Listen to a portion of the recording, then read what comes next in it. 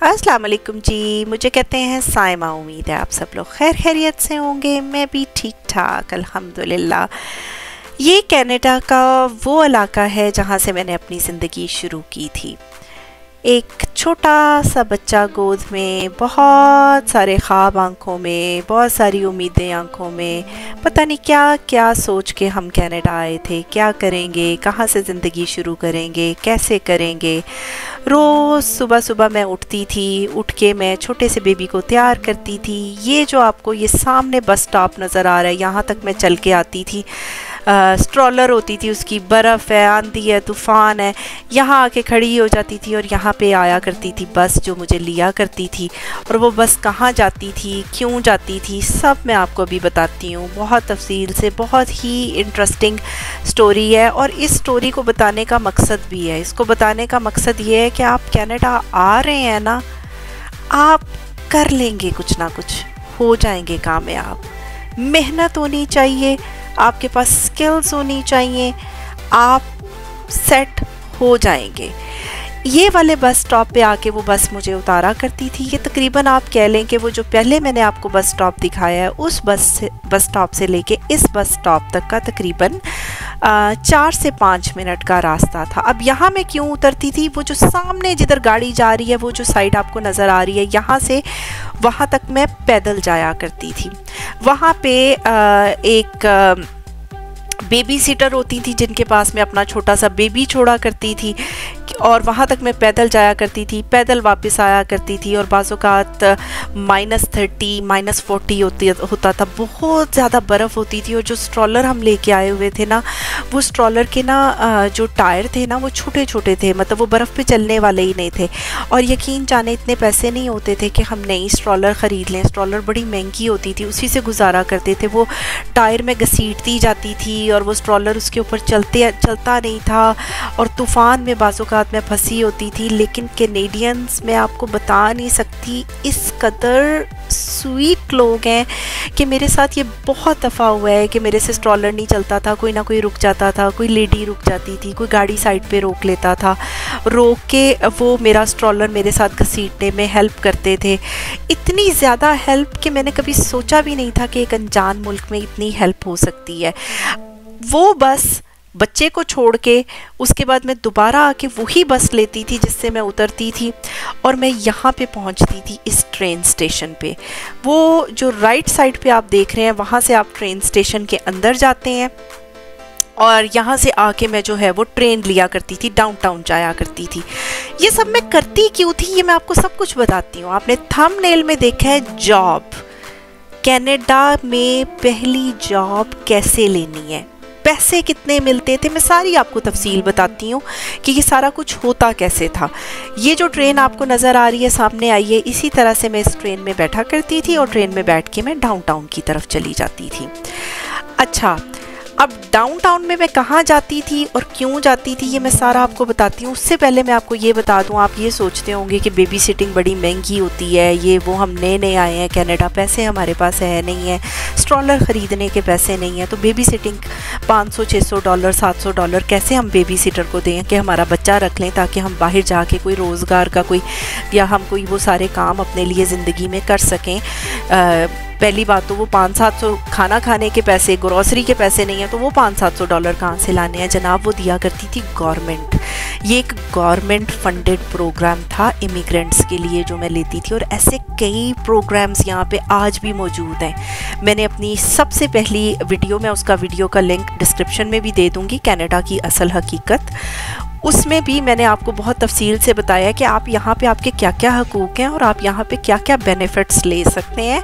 आप centre for new commerce आएँ, वो आपको सारी आपकी एज के मुताबिक कि आपके क्या क्या यहाँ पे राइट्स हैं, आप कौन कौन से प्रोग्राम्स ले सकते हैं। और ये ज़्यादातर प्रोग्राम्स बिल्कुल फ्री ऑफ कॉस्ट होते हैं, बिल्कुल फ्री। और उसमें वो बेबी सिटिंग के जो पैसे होते थे ना मेरे बेबी के, वो पैसे भी जो हैं गवर्नमेंट दिया करती थी। मुझे हर महीने चेक दिया करती थी, जो चेक मैं जाके बेबी सिटर को दे देती थी। तो ये अब मैं जा रही हूँ डाउनटाउन की तरफ। आज तो मैं गाड़ी पे हूँ, मतलब मैंने ट्रेन नहीं ली। कभी मैं आपको सी ट्रेन का भी दिखा दूँगी कि किस तरह से यहाँ पे सारा हिसाब किताब होता है। तो वहाँ से मैं ये लेके ट्रेन, तो ये यहाँ पे आके वो ट्रेन मुझे उतारती थी। वो जो सामने आपको ट्रेन नज़र आ रही है, ये वही ट्रेन है जो वहाँ से उस स्टेशन से मुझे लेके आती थी और यहाँ पे उतारा करती थी। सुबह से शाम हो जाती थी, शाम से रात हो जाती थी, रात से फिर सुबह हो जाती थी। फिर मैं उठ के चल पड़ती थी। ना सर्दी देखती थी, ना गर्मी देखती थी, ना धूप देखती थी, कुछ नहीं देखती थी। अपना छोटा सा बच्चा मैं एक जगह छोड़ा करती थी, ये ट्रेन लिया करती थी, यहाँ आ जाया करती थी। किस चीज़ के लिए, वो भी मैं आपको बताती हूँ। वो चीज़ बड़ी ही अहम थी।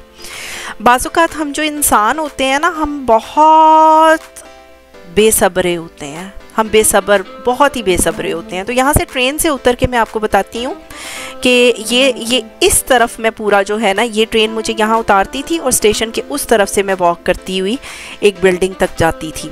आज भी जब मैं डाउनटाउन गई ना, मैंने वो बिल्डिंग को देखा तो मेरी आंखों में आंसू आ गए कि मतलब मैंने, और वो आंसू मेरे कोई दुख के नहीं थे कि मेरी ये कोई तकलीफ़ दे फेस। ठीक है, मुश्किल था, टाइम बहुत मुश्किल था, छोटा सा बच्चा छोड़ना। और मतलब मैंने आपको अभी वो उसकी स्ट्रॉलर की एग्जांपल दी है। इतने पैसे नहीं होते थे कि अच्छी स्ट्रॉलर ले लूँ मैं, और उसी को बर्फ़ में घसीटती जाती थी, टायर उसके चलते नहीं थे। बहुत सारी चीज़ों में हाथ रोका। ये पूरी, ये जो मैं आपको चीज़ दिखा रही हूँ, ये 6 महीने मेरी रूटीन रही। यहाँ से मैं चल के जाया करती थी, ये तकरीबन आगे फिर अब 10 मिनट की वॉक भी होती थी।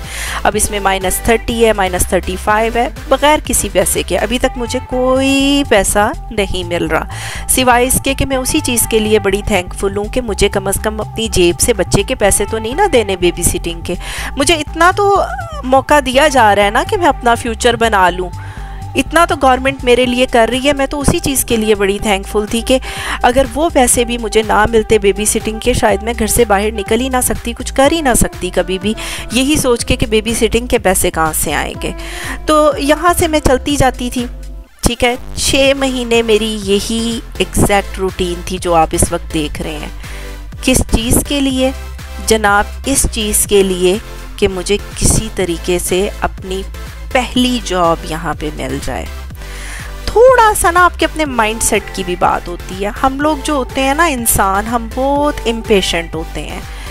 हम लोगों को ये होता है कि हालांकि मैं इंग्लैंड की पढ़ी लिखी थी, मतलब ये नहीं कि मैं यहाँ पे मैं डायरेक्ट मतलब मेरे पास कोई डिग्री नहीं थी या मेरे पास कोई एजुकेशन नहीं थी, मतलब इंग्लैंड से पढ़ी हुई, चार्टर्ड अकाउंटेंट, सब कुछ मेरे पास। लेकिन कनाडा में थोड़ा सा सीन ये है कि जो फॉरेन एजुकेशन है ना, उसको एक्सेप्ट किया जाता है, ज़रूर किया जाता है। फॉरेन जो एक्सपीरियंस है उसको भी एक्सेप्ट किया जाता है। लेकिन बात यह है कि यहाँ पे कैनेडियन एक्सपीरियंस होना आपके लिए बहुत बहुत ज़रूरी है। मतलब जब एम्प्लॉयर्स यहाँ पे शॉर्ट लिस्टिंग कर रहे होते हैं, आपके रिज्यूमेस देख रहे होते हैं, आप जॉब के लिए अप्लाई करते हैं, आपका कैनेडियन एक्सपीरियंस नहीं है ना, आम तौर पे उन रिज्यूमेस को साइड पे रख दिया जाता है। तो ये बहुत ज़्यादा यहाँ पे कनाडा में सीन है। हालांकि मतलब मेरे हस्बैंड का भी मैं कभी आपको पूरी लाइफ स्टोरी बताऊंगी कि उनका पीछे का एक्सपीरियंस कहाँ का था। लेकिन ये है कि मुझे ये चीज़ मालूम थी। ये प्रोग्राम था गवर्नमेंट फंडेड, और ऐसे कई प्रोग्राम्स यहाँ पे हैं। सेंटर फॉर न्यू कमर्स जाएँ, आपको आपके मुताबिक प्रोग्राम्स मिल जाएंगे गवर्नमेंट फंडेड जो होते हैं। तो ये जो प्रोग्राम था, ये था ही इमिग्रेंट वुमेन के लिए। इस तरह के, अगेन मेरी फील्ड तो अकाउंटिंग है, आप ये ना समझना कि आपको कुछ नहीं मिलेगा। आपकी फील्ड के मुताबिक आपको ऐसे कई प्रोग्राम्स मिल जाएंगे। कनाडा ने इंतहाई बेहतरीन प्रोग्राम्स इस तरह के डिज़ाइन किए हुए हैं न्यू इमिग्रेंट्स के लिए, और वो प्रोग्राम्स आपको बहुत सपोर्ट करते हैं। आपको थोड़ा सा सब्र की ज़रूरत है। डेली 6 महीने में यहाँ आती रही। फिर क्या हुआ, 6 महीने आने से ये हुआ कि मेरे कोई 4 कॉन्टैक्ट्स बन गए। ये चीज़ यहाँ पे बहुत ज़रूरी है, आपके रेफरेंस बहुत ज़रूरी हैं। जैसे पाकिस्तान या मिडल ईस्ट साइड पे अक्सर होता है ना, रेफरेंस लेटर चलता है कि आपका एम्प्लॉयर आपको रेफरेंस लेटर दे दे, वो आप अगली जॉब पे दे देते हैं। यहाँ पे 2 रेफरेंस मांगे जाते हैं। आपने नौकरी अप्लाई किया, आपकी नौकरी हो गई, आपने इंटरव्यू दे दिया, सब कुछ अच्छे से हो गया है, और ये किसी भी लेवल पे है। ये नहीं कि आप नए नए इमिग्रेंट आए हैं, नए नए स्टूडेंट आए हैं या नए नए ही आए हैं तभी 2 रेफरेंस चाहिए। इवन आप कोई वाइस प्रेसिडेंट भी कहीं पे लगे हुए हैं, आप जॉब चेंज कर रहे हैं, आपको 2 रेफरेंस चाहिए, ठीक है। तो फिज़िकली आपका एम्प्लॉयर उन 2 रेफरेंस को कॉल करता है और पूछता है आप इसको जानते हैं, इसकी क्या स्किल्स हैं, इसने क्या जॉब की है, ये वो। तो ये जगह 6 महीने जूतियाँ चटखाने का मतलब ये था कि वो 2 रेफरेंस चाहिए थे मुझे 2 कॉन्टैक्ट कनाडा में चाहिए थे, मुझे नेटवर्किंग चाहिए थी। यहाँ पे पहली जॉब लेने के लिए आपको नेटवर्किंग बहुत ज़रूरी है। ज़रूरी नहीं कि आप यही करें जो मैं कर रही हूँ कि 6 महीने आऊँ मैं ऐसे किसी प्रोग्राम में। और ये प्रोग्राम में आने का मेरा एक और भी मकसद ये था कि ये प्रोग्राम आपको बेसिकली कैनेडियन स्किल्स भी बताता है कि आप कनाडा में वर्क प्लेस पे जॉब पे उठने बैठने के क्या एटिकेट्स हैं, किस तरह से आपने उठना बैठना है, इवन आपने चाय कैसे पीनी है, आपने कॉफ़ी कैसे पीनी है, आपने किसी को हाय हेलो कैसे करना है, किसी ने आपसे कोई रिक्वेस्ट की है, उसको अगर आप नो करना चाह रहे हैं वर्क प्लेस में तो उस नो को कहने का आपका क्या तरीका होना चाहिए। बेसिकली मुझे इन 6 महीनों ने कैनेडियन बना दिया। ऐसी पॉलिशिंग मेरी की गई यहाँ पे कि मुझको समझ आ गई। और फिर पहली जॉब की तरफ भी मैं आती हूँ कि मुझे पहली जॉब इस प्रोग्राम के थ्रू किस तरह से मिली। अब मेरी नेटवर्किंग बन गई, 6 महीने का मैंने ये कर लिया। 6 महीने में से 4 महीने इन्होंने मुझे सिर्फ यही सिखाया कि एक कैनेडियन बच्चा कैसे उठे बैठेगा, ठीक है ना। मैंने यही चीज़ें यहाँ पे सीखी। इवन आपने किसी को नो बोलना है तो आप उस नो को कैसे कहोगे, आपने यस बोला, आपने कोई रिक्वेस्ट करनी है। उन्होंने मुझे एक बात सिखा दी कि I am just wondering if you could please. ये वर्ड्स आपने कभी नहीं भूलने। किसी भी रिक्वेस्ट से पहले आपने मतलब ये बोलना, I am just wondering if you could please, ठीक है। ये वर्क प्लेस के उन्होंने मुझे पूरे एटिकेट सिखा दिए जी। ये वो जगह है सिवा Calgary immigrant women association. Again आप ये ना सोचें कि कनाडा या कैलगरी जो है वो सिर्फ औरतों को ही सपोर्ट करता है। ये तो मेरे लिए सूटेबल मुझे यहाँ पे प्रोग्राम मिला था, लेकिन आप आओ तो आपके लिए ऐसे कई प्रोग्राम्स हैं। सेंटर फॉर न्यू कमर्स जाएँ, हर सिटी में बने हुए हैं। तो खैर यहाँ से 4-4.5 महीने मेरी यहाँ पे काउंसलिंग इस प्रोग्राम में की गई, ठीक है। उसके बाद मुझे 10 वीक की एक वर्क प्लेसमेंट मिली। मुझे फिज़िकली यहाँ पे ऑफिस में काम करने का मौका मिला, जिसके अंडर मैंने काम किया। मतलब जो मेरी बॉस थी वो मेरा एक रेफरेंस बन गई, और एक वहाँ पे एक और लेडी थी, उसके साथ हाय हेलो हो गई, वो मेरा रेफरेंस बन गई। वो 2 पहले रेफरेंस थे मेरे अगली जॉब के लिए। बाज़-औक़ात ये होता है कि वो वर्क प्लेसमेंट ही उनके पास अगर कोई परमानेंट जॉब है आपकी वहीं जॉब लग जाती है राइट अवे, ठीक है। अगर नहीं तो आपको फिर जॉब मिलना बड़ी आसान हो जाती है, क्योंकि आपके रिज्यूमे के ऊपर थोड़ा सा एक्सपीरियंस आ गया, ठीक है। तो इस तरीके से मुझे वहाँ तो जॉब नहीं मिली जहाँ मेरी वर्क प्लेसमेंट थी, लेकिन इसके थ्रू मुझे 2 से जैसे ही मैंने ये प्रोग्राम छोड़ा है 2 से 3 हफ्तों के अंदर अंदर जो यहाँ मेरी का वो थी इंस्ट्रक्टर, उसने मुझे कॉल किया, फ़लाँ जगह पे एक जॉब है, इंटरेस्टेड हो। मैंने जाके की, रेफरेंस भी मुझे मिल गए। वो थी जनाब मेरी यहाँ की कनाडा की पहली जॉब।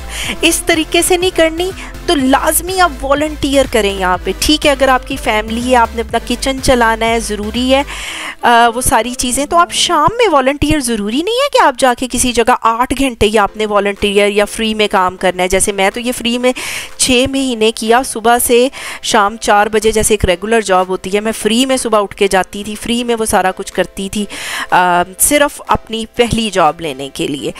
थोड़ा सा चीज़ों को टाइम दें, थोड़ा सा टाइम देना पड़ता है, हार्ड वर्क करना पड़ता है। अगर आपके पास हार्ड वर्क आप कर सकते हैं, आपके पास स्किल्स हैं, कनाडा आपके लिए है। मैंने पहले भी अपनी एक वीडियो में कहा था, ज़रूरी नहीं कि आप डिग्रियों का फलंदा ही लाएं तो आप कनाडा में कामयाब होंगे। अगर आपके पास डिग्रियां हैं तो आपको आपके प्रोफेशन की जॉब मिलना, जो तरीका मैंने आपको बताया है, इस तरीके से बहुत आसान होएगा। सिवाय कुछ वो प्रोफेशन डॉक्टर्स वगैरह उनको आके एग्ज़ाम्स वगैरह करने पड़ते हैं, या डेंटल वगैरह। बाकी प्रोफेशंस इसी तरह से नेटवर्किंग करें, कॉन्टैक्ट्स बनाएं और अपना वॉलंटियर करें तो पहली जॉब मिलना बहुत आसान हो जाती है। लेकिन अगर आप बहुत बहुत सारी डिग्रियां नहीं ला रहे हैं, आप फिर भी यहाँ पे अगर आप समझते हैं कि कनाडा आपका फ्यूचर है, आप ऊबर से भी बहुत पैसे कमा लेते हैं, आप ट्रक ड्राइविंग से भी बहुत पैसे कमा लेते हैं अगर आप बहुत ज़्यादा इंग्लिश में या लैंग्वेज में एक्सपर्ट नहीं है। हर तरह के, it's a land of opportunities, it's a multi cultural land. यहाँ पे सब लोगों के लिए अपॉर्चुनिटीज़ हैं। यहाँ से जी जनाब सुबह सुबह का टाइम था, नाश्ता किए बगैर मैं घर से निकली, तो अब हम जा रहे हैं एक रेस्टोरेंट की तरफ। राजा बहुत ज़बरदस्त वहाँ का नाश्ता होता है हलवा पूरी के लिए। तो ये आप जनाब चेक करें, बेहतरीन सी पूरियाँ। ये राजा ग्रिल के नाम से ये रेस्टोरेंट है, बड़ा ही ज़बरदस्त। इनका कैलगरी में फ़ेमस अगर आपने कोई नाश्ता करना है ना, वो इनका है। बहुत ज़बरदस्त इनका नाश्ता होता है। इसी तरह से फूली फूली फ्लफ़ी पूरियाँ आपके सामने आती हैं, यूं करके आप उनमें फिंगर मारें टक करके तो यूं सारी हवा निकल जाती है बबल में से। तो इसके साथ ही आपको वीडियो अच्छी लगी है, वीडियो को लाइक कर दें, ज़्यादा से ज़्यादा शेयर करें, आपकी शेयरिंग लोगों की हेल्प कर सकती है। और चलो कनाडा को सब्सक्राइब कर दें, मुझे इंस्टाग्राम पे भी फॉलो कर लें। दुआओं में याद रखिएगा। अल्लाह हाफिज़।